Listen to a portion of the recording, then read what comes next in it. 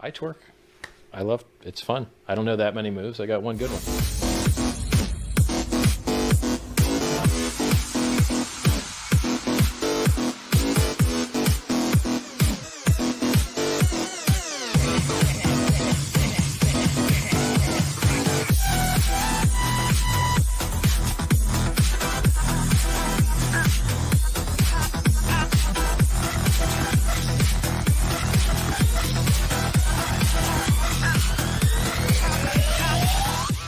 I twerk.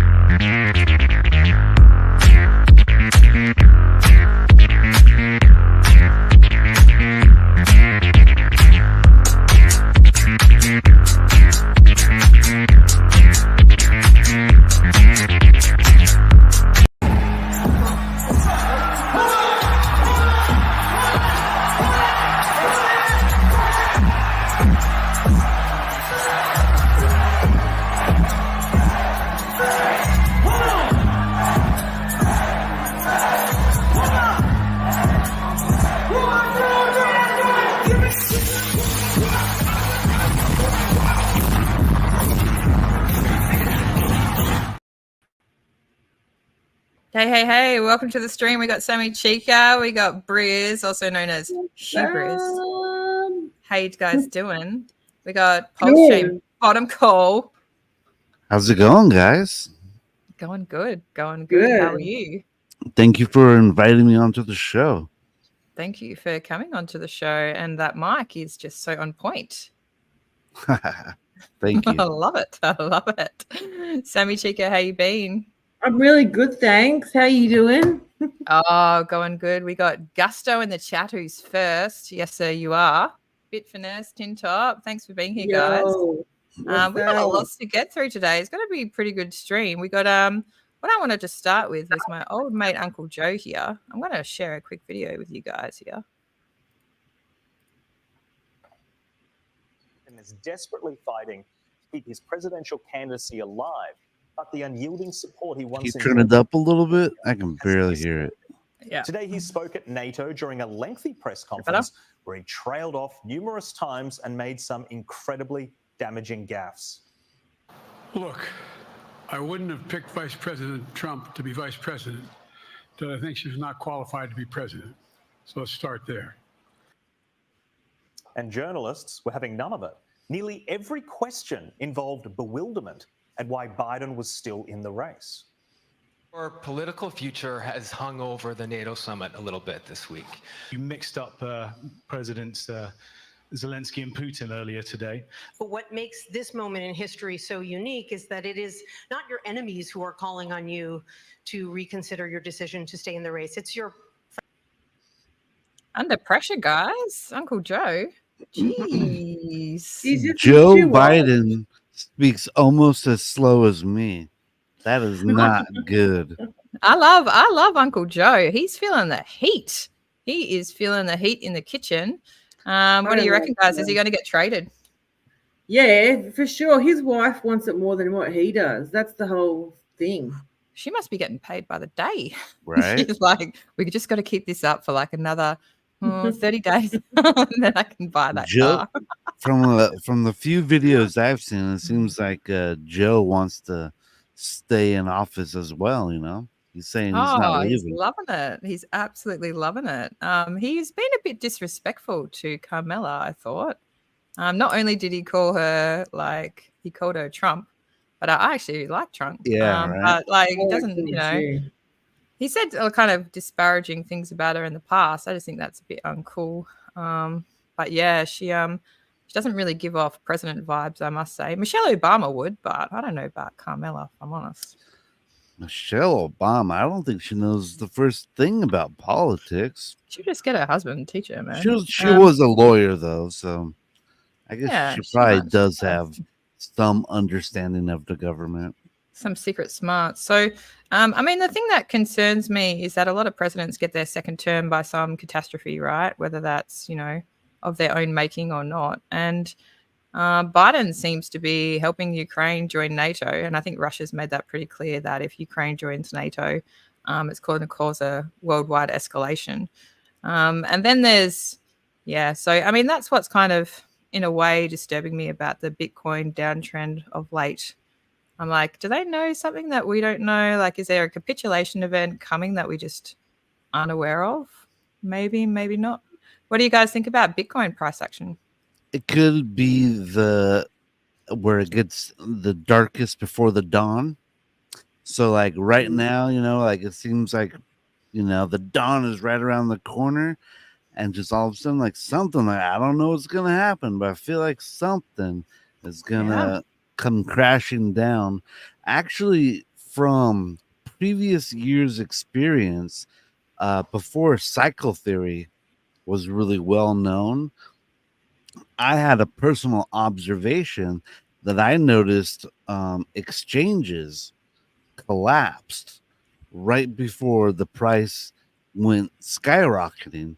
And it always came into my mind was these exchanges collapsed, and all of a sudden there was a scarcity, what's it called, supply shock, and that's what drives the price way up. And in 2013, the very first time, it was Mount Gox that imploded, and in the same month, Bitcoin shot to 1,200. In 2021 ish, I think it was FTX, right? I forget, what happened in 2017, but I bet you if you go look up the news events in 2017, you'll probably find something came crashing down. Absolutely. Like, it seems like there has to be some kind of capitulation event before the ride of the cycle, which is, it's not the way I want it to play out, because obviously we got the Ethereum ETF around the corner. So people are talking early August, some people are talking late August. And part of me thinks, is this downturn in BTC, are they trying to dampen the pump from the Ethereum ETF from like a BlackRock point of view? I don't know. Like, is there other motives at play here? Do they want to dampen the Ethereum ETF pump? Because wouldn't it be great for, big corporations and stuff if you take out Ethereum and altcoins? I mean, that's my little conspiracy theory I've been playing around. You end up with BTC and meme coins, basically. I hope that doesn't play out. I think ultimately you can't stop Ethereum doing well. I think Ethereum will still do great. And I noticed Vitalik is out on the public campaign trail with his wet t-shirt. Yeah, right. Yeah, it's so cute. I was thinking, I'm like, man, if I would have been there, I would have took off my dry shirt and gave it to him. How epic would have that been? Oh, that would have been so legend if somebody just walked up. I'm to the walking stage. up there with my shirt all off. Here you go, V. Take it. I think Bitcoin price is holding up pretty well considering all the selling off that's been going on. I mean, it jumped down to 50, was it 53 or 54 grand? But it's still sitting up there around about 58 grand in a matter of days. I think it's bounced back really, really well. Yeah, I got it up here. We're on the daily. Yeah, I mean, we're still below the 20 moving average on the daily. On the weekly, what are we doing on the weekly? Yeah, we're still quite a bit below it. So until we close a candle above that 20-week moving average up here, I'm still slightly bearish on it. But what can we do? Class, you were asking, are there ulterior motives to this, like selling, right? Yeah. And the only thing I can think of, basically, off the top of my head, is that almost all governments are corrupt, and they're not doing, typically what's for the best of their people. Not at this moment, they aren't. And so, I mean, like, how dumb do you have to be to fumble a 50,000 Bitcoin bag of Bitcoin? All they had to do was hold on to it, which makes me think that they probably had, people whispering in their ears, telling them what to do, kind of like lobbyists. Hey, man, can you really help us out? And once you get out of office, we're going to help you out. type of deal. And so that just makes me think that maybe they have corporate, or the corporations have spies in the government, and they're just like, hey, German government, sell the Bitcoin, drive the price down. Meanwhile, the people who really know what's up are buying up all of those Bitcoins. Or maybe they have to absolutely. sell it. Maybe they've got procedures, when they confiscate digital assets, maybe there's procedures that they have to follow. They've got rules set in place that they have to sell off, maybe within a certain time frame, because maybe that's just what they do.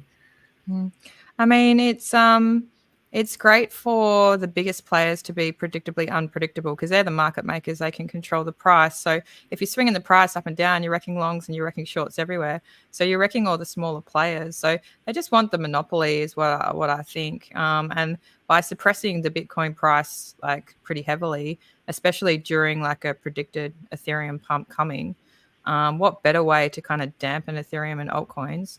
And then you've got like, the Democrats with over-regulation in the crypto industry, just dampening everything like across the board. Well, it's a big time in America. In November is the big election, and it basically depends on everything. It affects everything. So absolutely. I mean, if Trump gets in power, we're smooth sailing, right? I think so. Fucking bull run of our life. It'll be like party. It'll be museum openings and nightclubs and international travel, and like our life will change. But it's they've done a. Sorry, Breeze, go ahead. So I was just gonna say, from what I remember of like when Trump got first elected, him being elected gave a lot of confidence to the industry, to manufacturing, because he was like, I want to bring manufacturing back to America. And so it gave a lot of confidence to the business people to start investing in American stuff, and then that would pump up the stock markets. And what I love about the current election is that cryptocurrencies are becoming an election topic. Like, dude, Trump's going to the BTC conference. That is one of the most bullish things that we could ever have for crypto, is to have it be a presidential topic. I mean, because they're going to talk about it again in 2028. They're going to, if this is what gets Trump elected this time, maybe the Democrats will be like, all right, we got to be ultra cryptocurrency in 2028. Otherwise, the kids are wrong, but we got to do what they say. Absolutely. Like the Democrats have been playing the wrong game. They're trying to wreck crypto so people are forced into stocks so that boomers can basically exit on them, right? And, they just want to, it feels like they're trying to just take out altcoins altogether.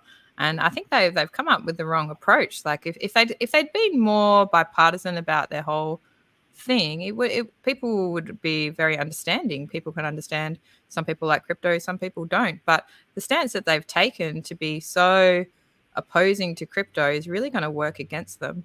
And I don't see how they're going to win the election.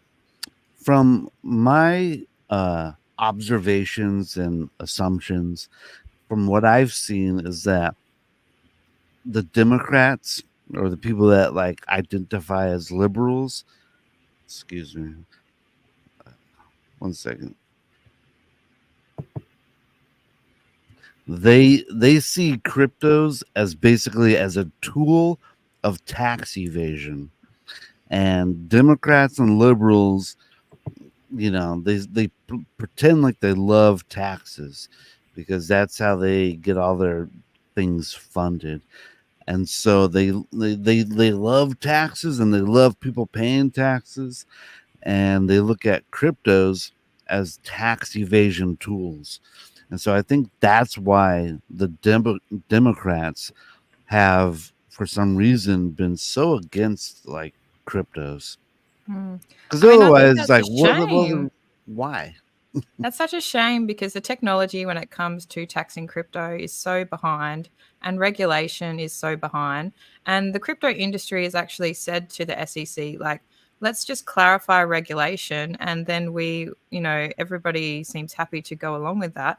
But we need things clarified, like they're not securities. It needs its own separate regulation. We need tools to do our tax properly, although we can spend hundreds of hours, which I do every year, because every single time you click a button is a tax event. And it's not the technology is behind with tax. So by not regulating it, people aren't able to get the tax perfect. They can get it pretty good. Like they can get it to a state where they're trying to be fair and reasonable and pay their taxes, which is a state that I definitely want to be in. But with a lack of regulation, we can't even do that. The irony about the Democrats and liberals hating crypto is that crypto is the ultimate socialized money. We're all communing our money into pools. I mean, it's people that basically the middle class getting rich. And that's not where they don't want that money transfer. That's not a comfortable place for them to be. So I got a couple of other clips, guys, that I want to show you. This one here is of Jerome Powell, a little bit under fire about the state of the economy. Thank you, Mr. Chairman. Mr. Chairman, our economy is slowing, is it not? Yes, although still growing at a solid pace. Our unemployment rate is rising, is it not? Yes, it is, although the labor market is still strong. Our labor market is slowing, is it not? Yes, but I'd say unemployment is still, low by historical standards. But yes, it is. We've seen cooling. Yes. And I was looking at the recent jobs numbers.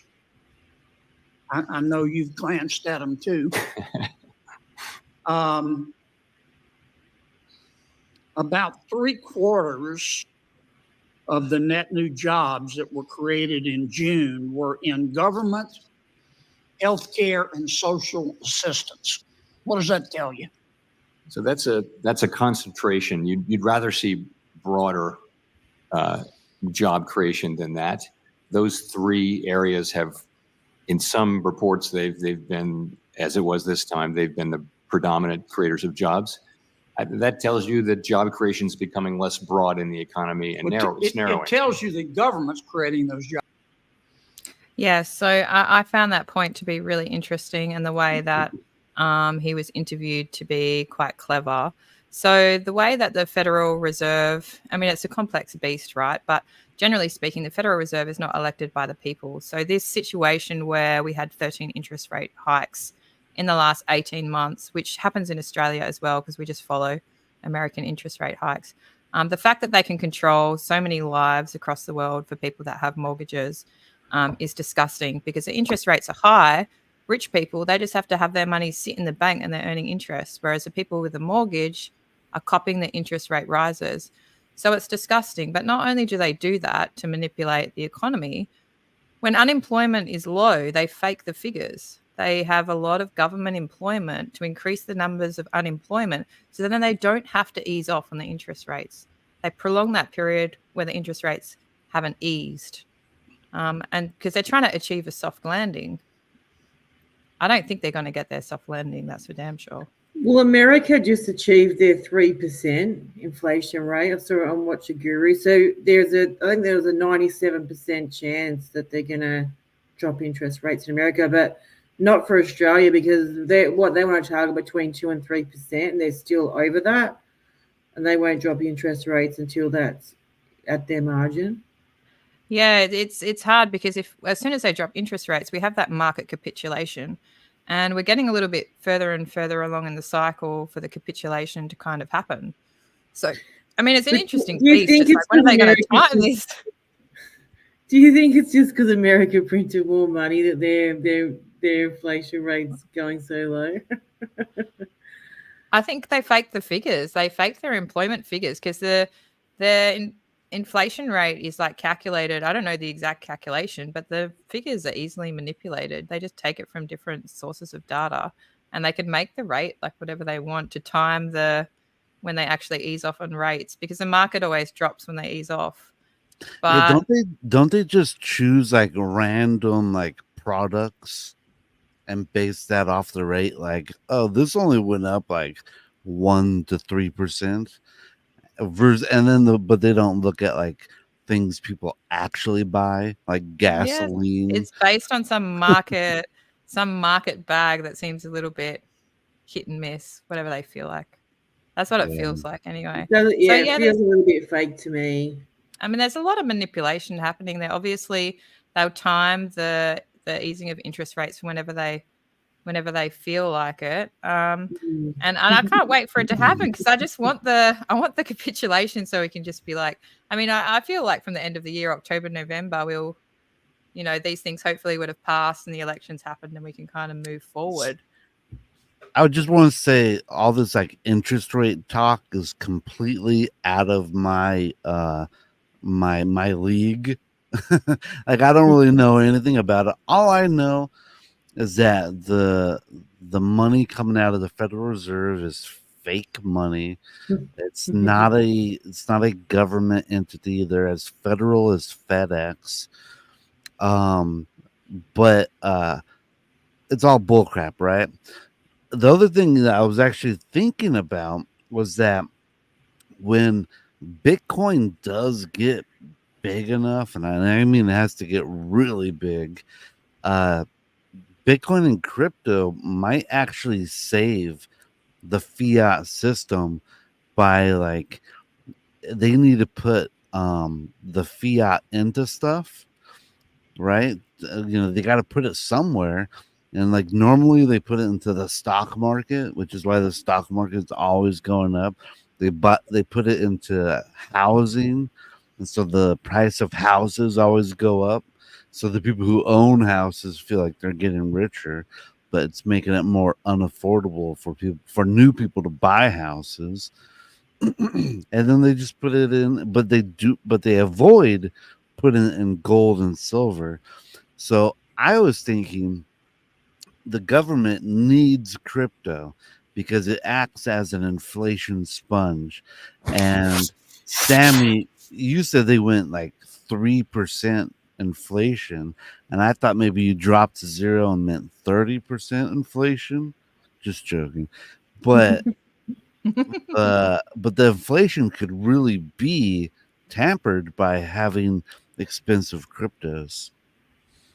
Yeah, that's an interesting point, Briz. Like the interplay with BTC and gold and fiat is interesting. And when people get panicked, I wonder if gold will become more prominent, or even crypto. Like the young people today seem a little bit, in general, I hate to say the word, they seem to be in a worse position than us, because like kind of the sentiment when we were growing up, at least, was, oh, get yourself a higher education, then you'll get a job that will pay you more money, or you can become like a tradie or whatever, and then you're set. So there's two paths, like become a tradie and earn some good coin, or get a higher education and get a job that pays more. That's the other place they're hiding the money, is inside education, because they're like, hey, we'll pay off your education and then you pay it back to us. Yeah, exactly. It's a money pit, So especially in America. The way that they do that to you guys with the healthcare system, which is very sad because it leads to a lot of mistrust. But in Australia, we get free healthcare. So the sentiment, that was the sentiment when I was growing up. But the sentiment for young people these days is completely different. They're priced out. I would also like to say we get free healthcare ahead of time. They put you in debt, but you still get the healthcare before you have to pay. Oh, okay. Is it? I'm not quite sure how it all works. I know you had Obamacare, which was scaled back, because I had a friend working for Obamacare. So but it seems like a lot of people are avoiding getting help when they actually need it. You see on Twitter some people that have seemingly symptoms that need to go to an emergency department, and they don't go. They just phone a friend. And they get some pretty shit advice on the internet.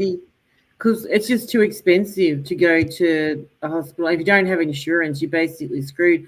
I see someone on TikTok post their birthing costs. So, you know, they'll go through the whole receipt, giving you the cost of everything, like anesthesia and the room and blah blah blah.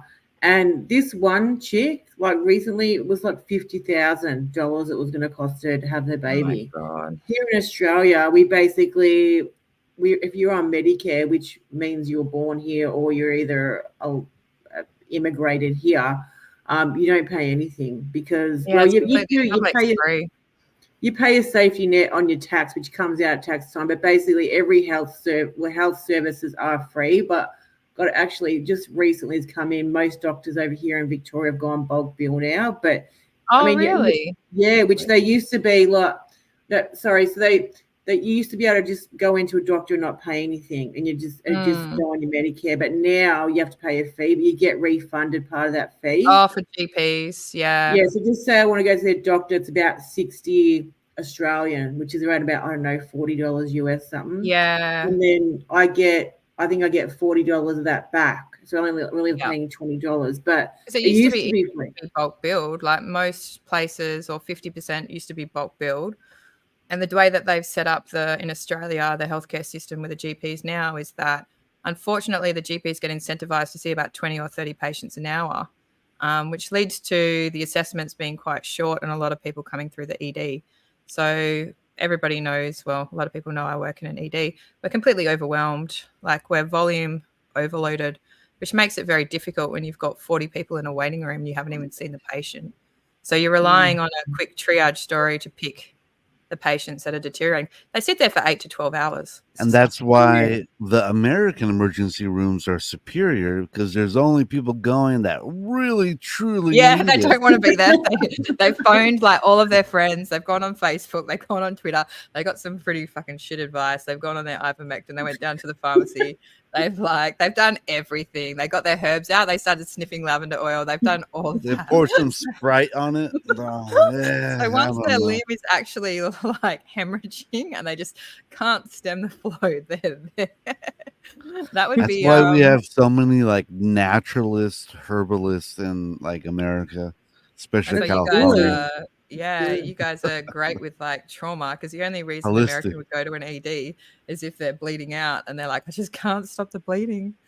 I want to show you guys before we move into PulseChain. I want to show you my mate Vitalik here with his wet t-shirt. Can you guys see this? I'm gonna have to blow it up a little bit. I can see it. You can see it. Oh, what a fucking dude. Okay, here he is. Got some video.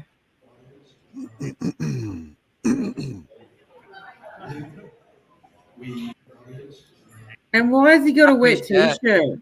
Oh, he's just walking in the rain, Sammy. So he does his conference, right? Like, it's just like, small conference. He's like, yeah, I'll rock up. I'll give you guys a talk. No worries. So people were like, he mustn't be coming because this is just like a small conference in Brussels. You can see like it's not in a big stadium or anything.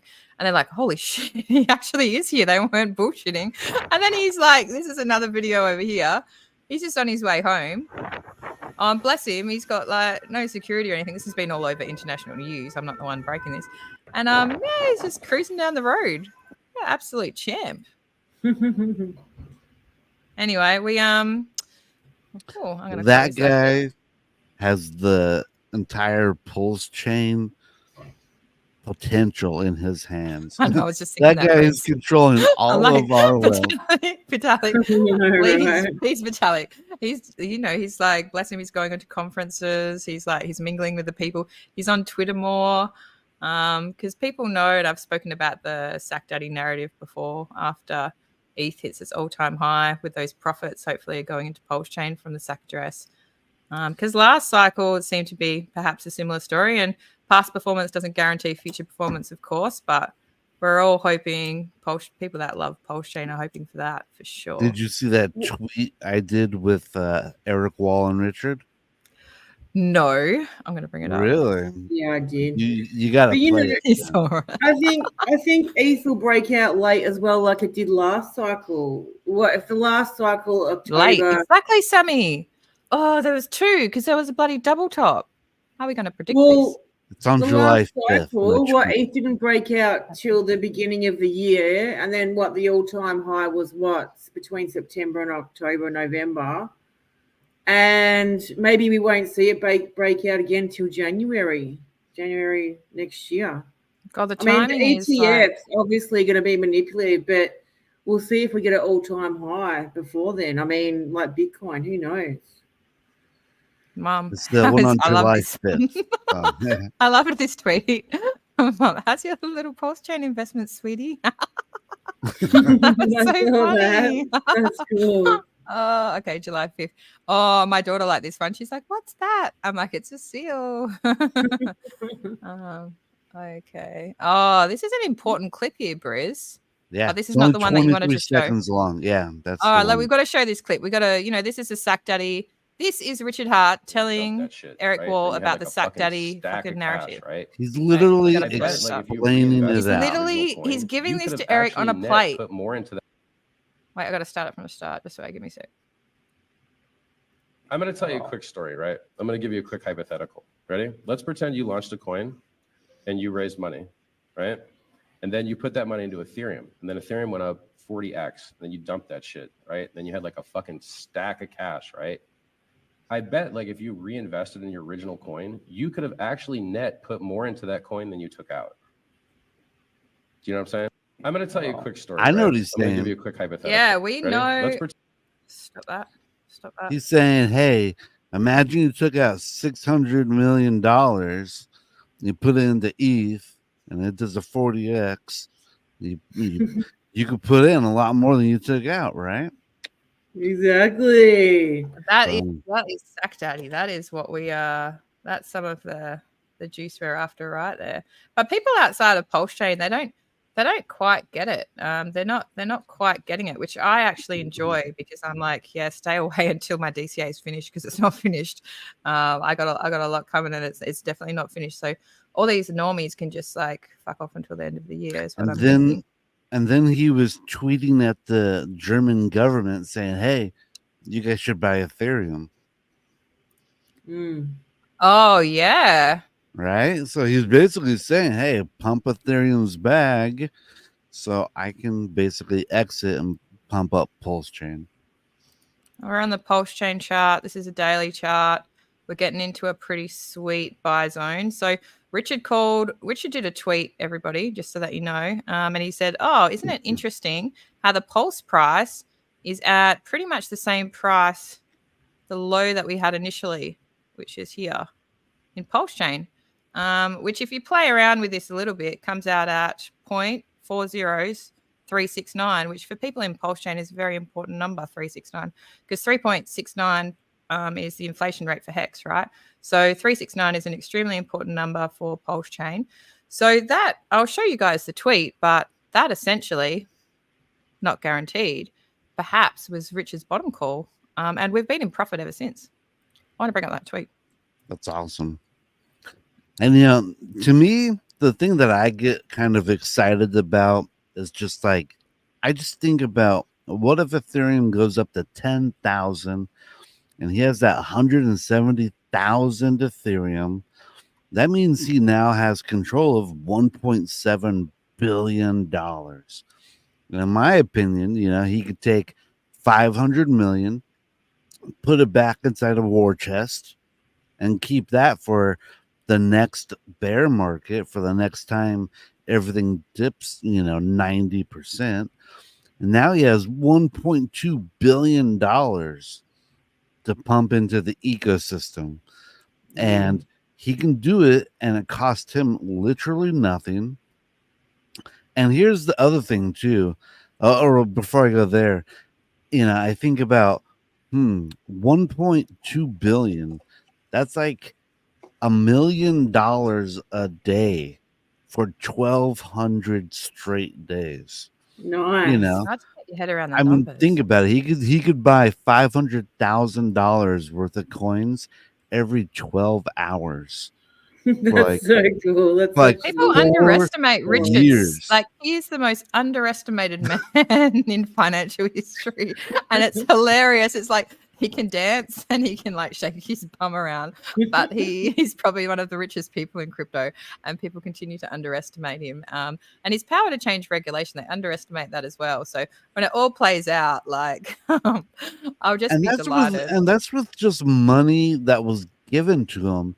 And he has a buttload of Bitcoin that no one even really knows about. Well, you know that I was in a Pulse, an Inc chat yesterday, and just chatting to some dudes, and one dude actually brought up this really interesting fact that the God whale is a Genesis ETH whale, right? And Richard Hart's also a Genesis ETH whale, right? So some were speculating that God whale is him.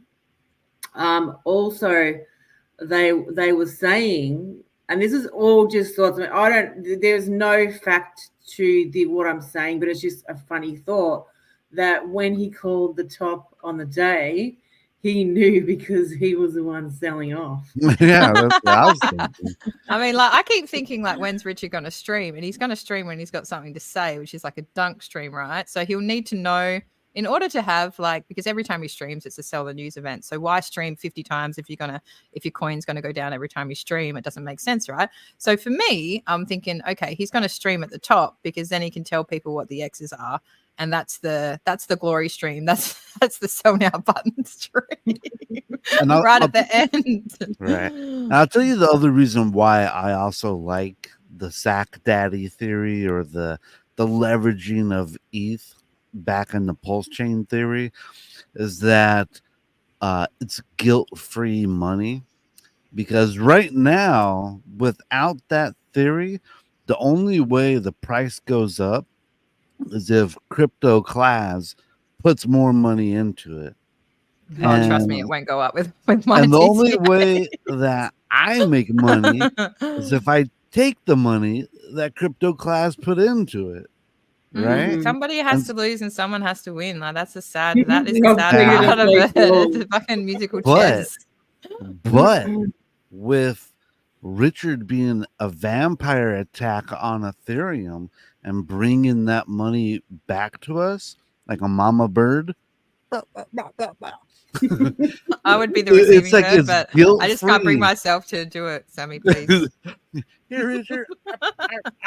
You should be the receiving bird because you're down the bottom of the screen. Sammy, feed him. He's hungry. Feed me, Sammy. No, let's get out of here. But to me, Richard bringing that money back in is guilt-free because it costs him literally nothing. Richard, you can make us rich. And I'm not taking money from Sammy and Klaus.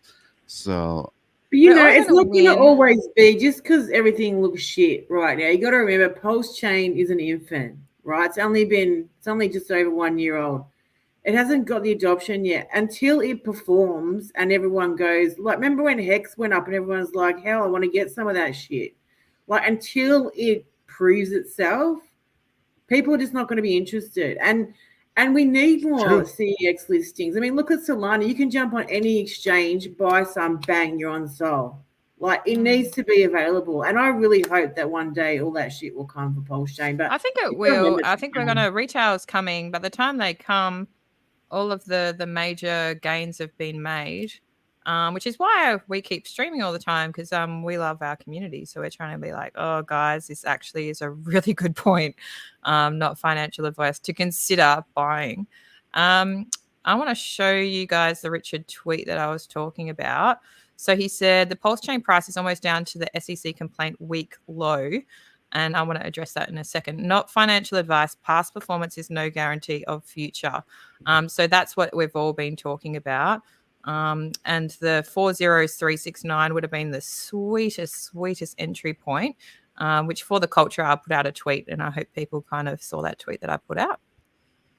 So guys, there is talk about the PulseChain community actually suing the SEC after this is all said and done. Have you guys seen some talk about that on Twitter?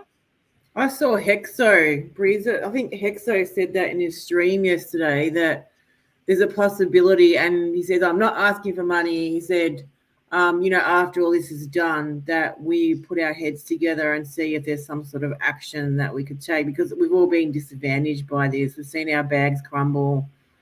And it's been horrible. They actually affected our chart. I'm going to bring up the chart on the weekly. And I think the SEC tweet, I mean, you can see it on the chart. When did the SEC make their first announcement? It was just before we went to Sydney. It was around about September of last year. So I remember we booked in everything for Sydney, and then bam, everything just shit the bed. And I remember Tangent writing a tweet going, am I dreaming? Why is everything look like shit? Am I having a nightmare? Yeah, I think it must have been here, Sammy, because it definitely shows on the chart. What date is this? There's a date in August here. And if you measure from top to bottom, it ends up being about 40 or 50% dip. But not only did they cause that dip, and it's not really about that one dip because crypto dips and goes up all the time. It's about the sentiment that they left behind. The big whales aren't going to come in until they have clarity. They're not going to put big dollars in until they have clarity over the case, which we know can extend for years at a time. So the SEC has done a good job of dampening altcoins across the board. It's not just PulseChain targeted. It's Uniswap targeted. It's everything that's been targeted. Any big exchange or big crypto has basically been targeted, except for BTC and ETH and Sol for some reason. Oh, well, they played around with ETH for a long time.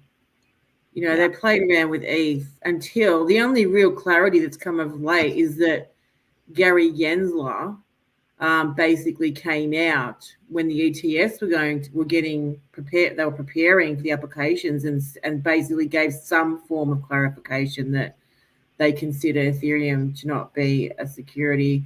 However, even when they submitted those forms, they wanted to do include staking in those ETFs, but they weren't having it. SEC weren't having it. It only came for like a week before we knew it was going to get approved. The SEC wouldn't even call Ether a commodity. Like they wouldn't even answer that question. And this is like a week before it got approved. So this is how long they kept them waiting. And they don't ever capitulate and sort of give up until years and years down the track, to the point where an ETF is getting approved and then, they concede. They don't even publicly say what they've conceded. I feel like this is the American way of the Chinese government banning and unbanning Bitcoin. But this is like how the Americans are kind of doing it to keep the prices suppressed. Like, we're going to sue you. We're going to sue you. Everyone gets a lawsuit. Mm-hmm. So Richard is calling for this amicus brief to support the case.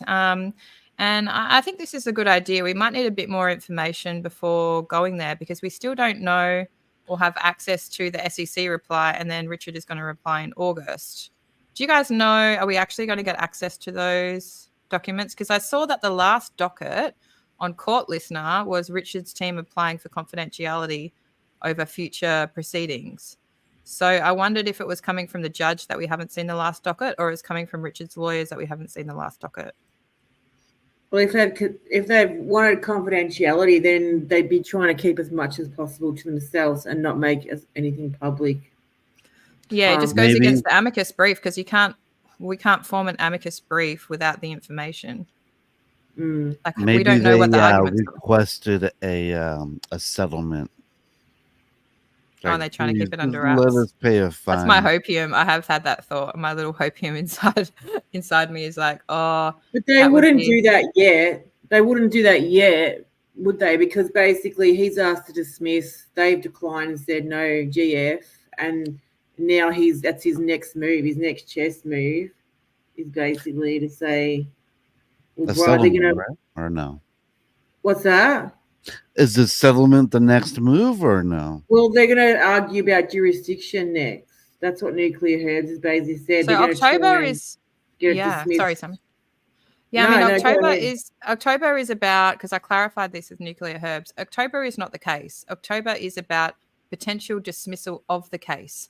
which makes me confused. I know that Richard's lawyers said they want support in the courthouse, which I completely think that's a great idea if you live in America. But all of these people buying plane tickets across the world and spending their money and selling down PulseChain to go in October for a dismissal case, I don't quite understand. So October is a dismissal case, which may or may not happen. Do I hope that there is a settlement between now and then or on October? Like, fuck yeah. Like, let's settle. Let's get this shit over with. But that may not happen. But, you know, I think it's also good. You know what Crypto Stylist was saying last week on stream, that, you know, it'd be good also to get clarification and closure to this. So whatever happens, either way, I mean, I want it to get dismissed. I want to win. But I also don't want the SEC to try to come back like they do, knocking on your door. Hey, we've changed our minds. We want to come after you. Like they've been doing this to other cryptos.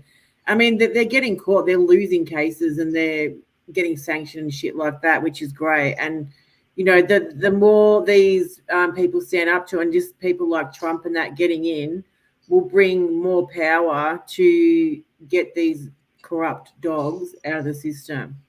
Yeah, absolutely. I mean, that's the thing, Sammy. If it's dismissed on a technicality, they'll just reword the document. So, and we can start to win again with prejudice. Yeah, we're looking for a win or a settlement. That's what I'll be definitely looking for. So, guys, I want to bring us to PulseChain price action. We've probably got about 10 minutes left in the stream. And since Richard's bottom call, we have been in profit. I'm very happy to say. I want to bring up GoPulse. Yeah, it's been feeling really good the last couple of days. We are in the green. And I think there's a really sweet buying opportunity right now. Oh, what's that going to look like? GoPulse, there it is. Everyone DCA they're the ones winning right now. For some reason, it's not showing what I'm seeing there. It's showing Wrap BTC. Yeah, You're seeing Wrap BTC. Yeah, I shared the wrong one. That's why. I chose the wrong one. It's at the top. There we go.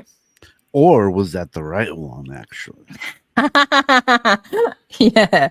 I love Wrap BTC. I'm not even going to lie.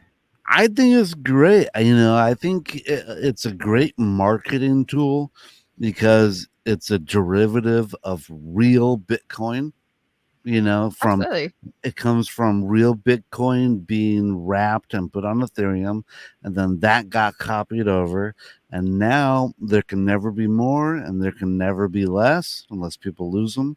They can lose their keys, but there'll never be more or less than 154,000 Bitcoin. And I think it'd be a great marketing tool if these things got to parity with actual Bitcoin. And even better if they went to $1 million each before the real Bitcoin did. It's a love child of Wrap Bitcoin. So what's not to love about it? It's a love child. Now let me show you the green that we have been experiencing the last 24 hours. So PLS is up 3%, and the winner is Inc. up 7%. Hex is up 3.8%, and PulseX is up 6.9%. So, guys, I heard this bullish thing about. Let's fucking go! I showed you guys a PLS chart, like the entry point. Well, based on candles is. But also, here's the thing, though, is that it's like, oh, we're up 7%, but it was just like a day ago, Inc. was at like $1.86, and that's way more than 7%. Yeah, that's very nice. Very sweet. That's like 30%. I had a thought, and what was it? When I scratch my head with my pen, maybe it will come back. Sorry, I interrupted. You're welcome. Oh, yeah. It's back. I just had to have like 5 seconds with it. It was 2 scratches. Anyway, I'm getting sidetracked. I must be tired. I'm focusing on privilege shit. PulseX, I heard something super bullish about it. So if Richo, we know that in the background, he's been perhaps working on a wallet for PulseChain, and somebody made a tweet, and I would give this person credit if I can remember who it was. I must have been half asleep when I checked it. And they basically said, wouldn't it be sweet if all of the profits from that wallet just went into the burn function for PulseX? This is burnt, like buy and burn for PulseX. I don't know. Could be something sweet for PulseX. Could be some PulseX price action coming, guys. I think it should act like the time token, to where the wallet collects a fee, and then that fee goes into a buy and burn of a specific coin. And because PulseX already has a buy and burn, I think you should go to Ink. Help get rid of some of that inflation. Yeah. Ink Ink, is baby. the Could you hidden imagine if the champion. buy and burn on PulseX actually went to Ink instead of PLSX? I am a fan of Ink, and I have made Look these at coins that. before, but I will make them again. So Richo's diamond. I hope Richo has had that diamond in his hand, by the way. Richo's diamond has, what is it, 55.55 facets, something like that. I hope I haven't ripped him off a 10x facet number. In the chat, if you know how many facets the hex.com diamond has, please put it. World's largest diamond. Obviously, there's going to be an NFT collection coming based on this diamond. I don't think that's pretty obvious, right? So why not like base the sale of the NFTs on Ink? Like, why not? Or link it to like a museum opening ticket or something super bullish for Ink and PulseX. We need the farms to start churning over. And naturally, as more volume comes onto the chain, that will happen naturally anyway. But things like pumping up the price of Wrap BTC, like P Wrap BTC or Ink, is a clever move, I think. Yeah. Yeah, I think anything that just helps deflate that just a little bit, I think it'll just help it go higher in the future. So if we talk about the main Richard Hart coin or tokens on PulseChain, we got Pulse, obviously, which is a copy of Ethereum, which is the main gas token. We've got Hex, which is a copy of Hex on Ethereum. We've got PulseX, which is the decentralized exchange token. And we've got Ink, which is the incentive for the farm. So we've got those 4 at the moment. And then perhaps we'll have another one in the future when the wallet comes out. So for me, I tend to concentrate on 2 at a time. My brain doesn't work in splitting, across 4. And although I see the bullish case for Ink, PulseX and Ink, I'm very much driven towards Pulse and Hex. And Hex has lower liquidity compared to the other 3. So the liquidity in Hex is quite small in comparison, which means eventually it will pump a lot harder, but also potentially could be more difficult to exit if you're playing a liquid game. So with Hex, I think you have to hedge a little bit, and perhaps maybe with staking, whatever percentage you feel comfortable with. Different people have different plays. I tend to focus on the liquid play, but I can see that there needs to be a hedge with staking on Hex, because that liquidity for Hex, although it will pump harder, it would be harder to exit on from a liquid point of view.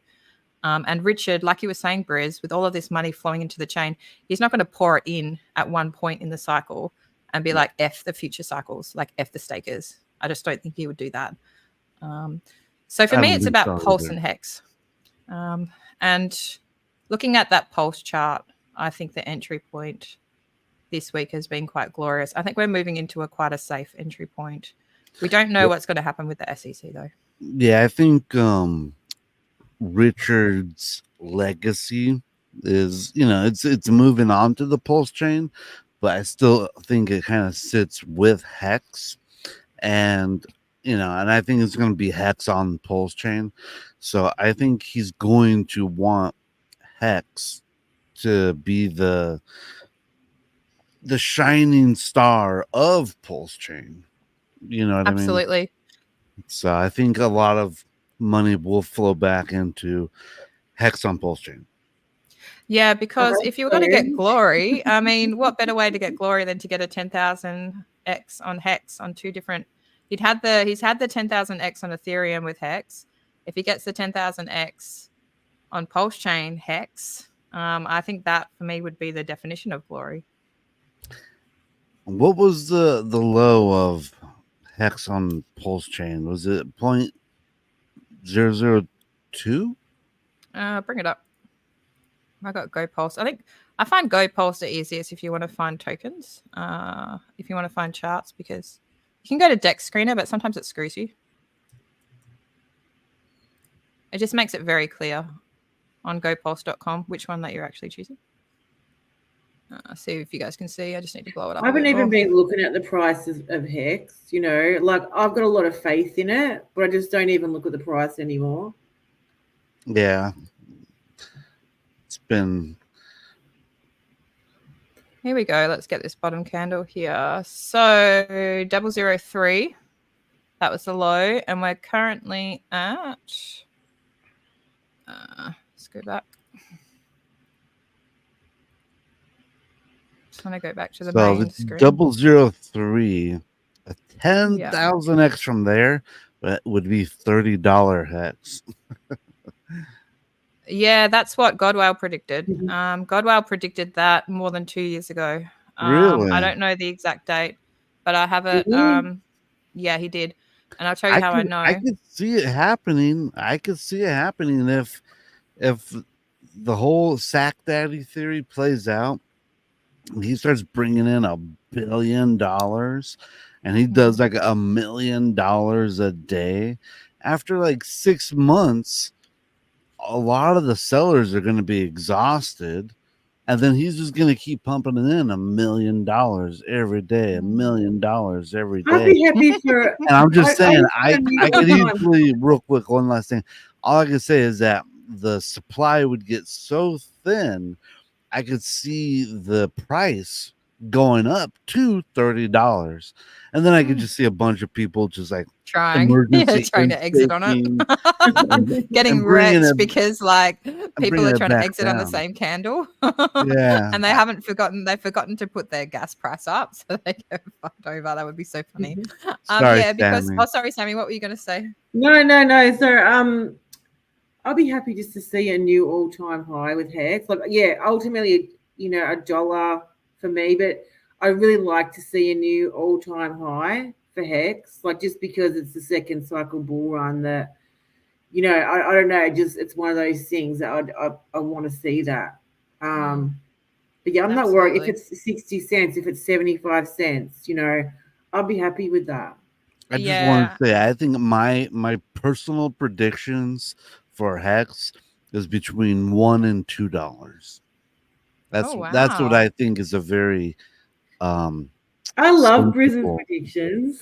Oh, yeah. So how do you know when the top is going to be, Briz? Like, how are you when's going to the top, Briz? Yeah, Briz, what are your markers?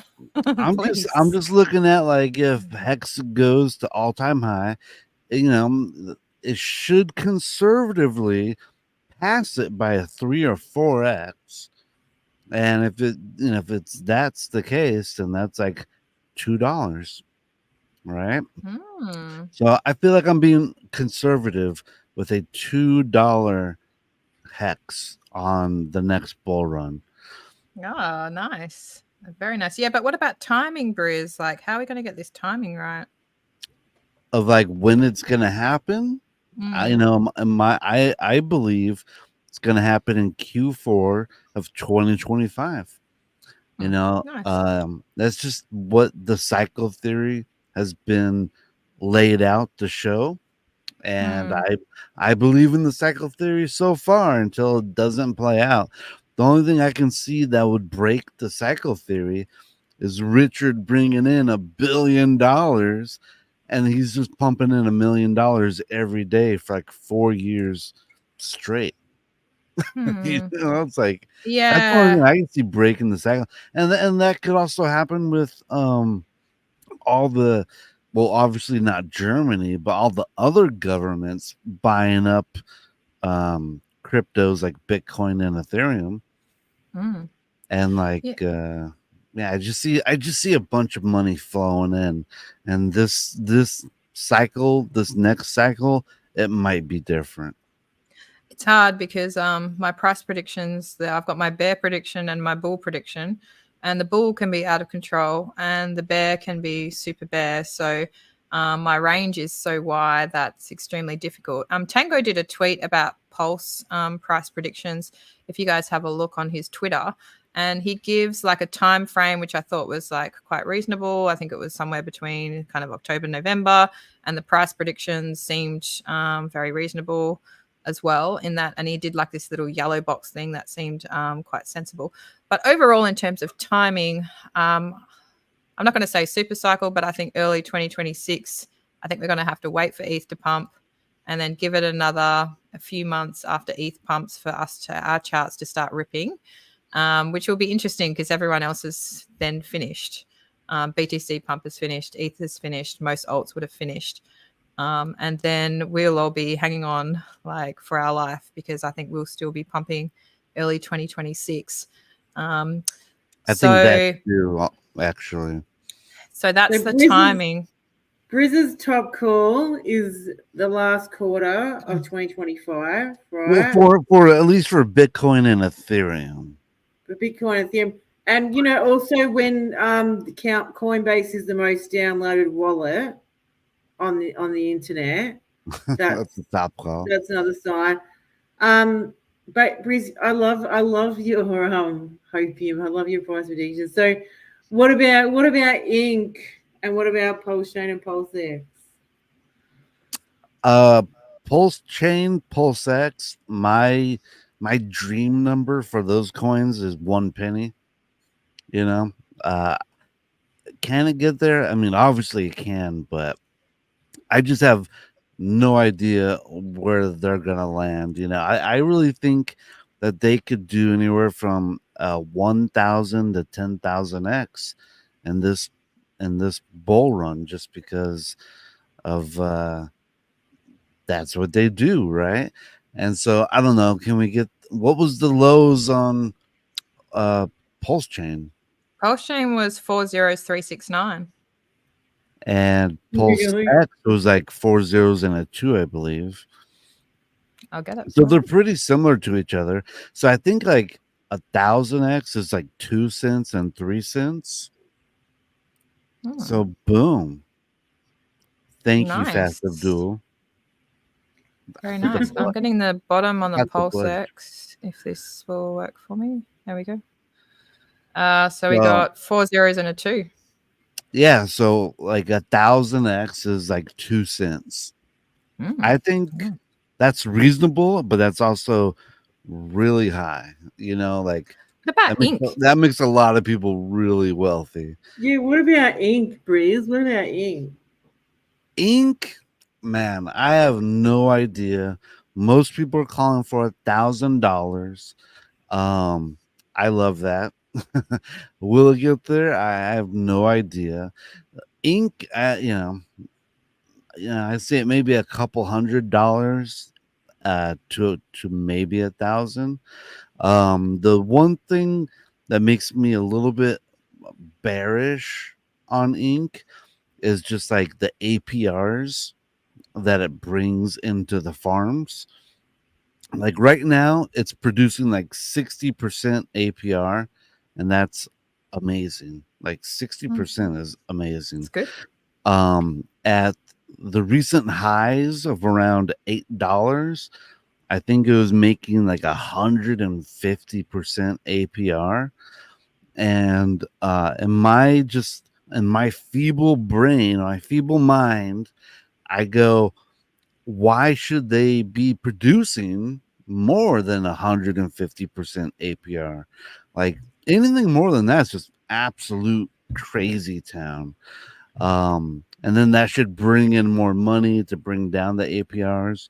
So that to me makes me a little bit bearish, meaning like I just see it going up to a certain point, but then again, it's crypto. So why can't it produce a 2,000% APR, right? Exactly, man. That's why I love crypto. And I reckon Richo is going to do something crazy and we're going to go, whoa. Like, I don't think we're going to be disappointed. That's just my gut feeling. Yeah. I want to find this Godwale tweet that I've been talking about. Sorry, keep going. Yeah. So, like I'm ultra bullish. I just see great things happening for this community, especially when more people get onboarded and as more mature investors start coming into crypto in general, they will find all the awesomeness that is on PulseChain, all the ways that they can make money on PulseChain by providing money. So I love it. I think we're all just so friggin' early that Absolutely. it So I hurts found this. how I early found this. you can be. Trust me. I put it in my notes about this. I didn't copy the tweet. I just said Godwell says hex to $30. So these are my predictions that I made based on data maybe 2 years ago. So I said 623 days from launch to PLS 10,000x. I don't know what that date would end up being. I haven't figured that out. BTC top call December 1st, 119,000. ETH top call January 8th, 2026 at 7,500. Hex top call $100, 1st of September 2025.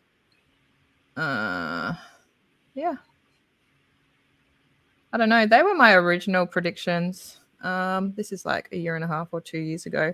I might do a tweet on my OG predictions and see how it all plays out. Guys, I think it's been a great stream. We're going to wrap it up. Bruiser, is there anything that you didn't get to say, or do you want to tell people where to find you? Leave me alone. I don't want to be found. Don't find me. Go away now. But if you really want to find me, I'm on Twitter. You can see it under Briz. And I think that's all I really had to say. Yeah, thanks so much for being here. It's been a great stream. Yeah. Sammy, is there anything you didn't get to say, and where can people find you? You know me at Sammy Chica on Twitter and Telegram and TikTok and Insta. But yeah, good to see everyone. Claz, again, thank you for having me. Always lovely to see you and talk to you, smart, beautiful lady. And Briz, was good catching up with you. Always good to see you. And good to see everyone rock up for the chat. That's been so cool. Yeah. Peace out. Thanks, Sammy. Thanks for coming. And thanks, chat. Yeah, I appreciate you guys all being here. I have been like paying attention. So Hexo did that same similar $2 top call. Tanwig is complimenting you. Fast Abdul is complimenting you as well. Briz, you're getting all the compliments today. All right. I don't know what that's about. Yeah, thanks everyone. Everyone have a great weekend. And yeah, enjoy the green. Enjoy the green.